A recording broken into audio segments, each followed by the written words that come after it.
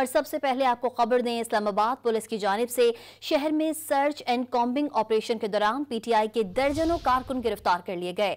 जराये के मुताबिक पुलिस की जानिब से शहर में सर्च एंड कॉम्बिंग ऑपरेशन किया गया।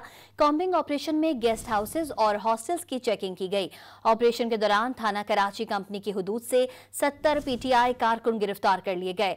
थाना कोहिसार के इलाके से 60, थाना बाराकहो से 20 और थाना रमना से 25 पीटीआई कारकुन गिरफ्तार किए गए।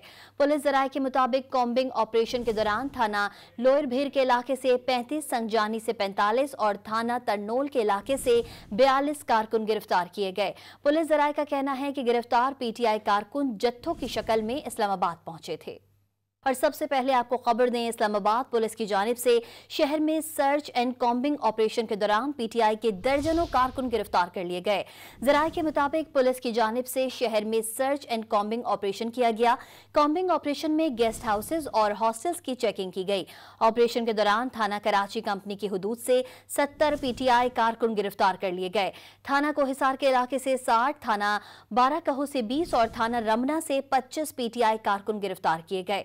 पुलिस जराये के मुताबिक कॉम्बिंग ऑपरेशन के दौरान थाना लोअर भीर के इलाके से 35, संगजानी से 45 और थाना तरनोल के इलाके से 42 कारकुन गिरफ्तार किए गए। पुलिस जराये का कहना है कि गिरफ्तार पीटीआई कारकुन जत्थों की शक्ल में इस्लामाबाद पहुंचे थे।